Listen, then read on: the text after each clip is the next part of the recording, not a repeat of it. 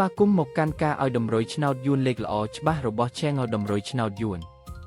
ថ្ងៃនេះ Admin មានលេខល្អៗសម្រាប់ចែកជូនដល់ពុកម៉ែបងប្អូនយកទៅផ្សងសំណាងសម្រាប់ឆ្នោតយួនថ្ងៃទី15 ខែឧសភាឆ្នាំ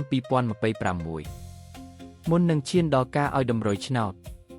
ខ្ញុំបាទសូមចិត្តពុកម៉ែបងប្អូនមេត្តាជួយ Like Subscribe Comment និងដាក់សញ្ញាកណ្ដឹងឲ្យ Admin ម្នាក់មួយផងដើម្បីជាការលើកទឹកចិត្តក៏ដូចជាដើម្បីតាមដានវីដេអូតម្រុយឆ្នោតថ្មីៗផងដែរឥឡូវកុំឲ្យខាតពេលយូរតោះយើងទៅតាមដានតម្រុយឆ្នោតយួនទាំងអស់គ្នាចំពោះឆ្នោតពីរលេខគឺមានលេខ73 84 29និង01សម្រាប់ ABCD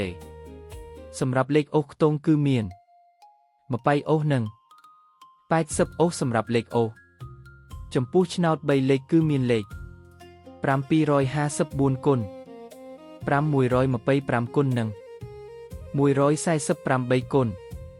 បាទឥឡូវនេះវីដេអូតម្រុយឆ្នោតរបស់ Admin គឺបានដល់ទីបញ្ចប់ហើយខ្ញុំបាទសូមជូនពរពុកម៉ែបងប្អូនដែលបានយកតម្រុយឆ្នោត Admin យកទៅផ្សងសំណាងជូនពរឲ្យហេងគ្រប់គ្នាចាក់ត្រូវគ្រប់គ្នាជម្រាបលាជួបគ្នាថ្ងៃស្អែកបន្តទៀត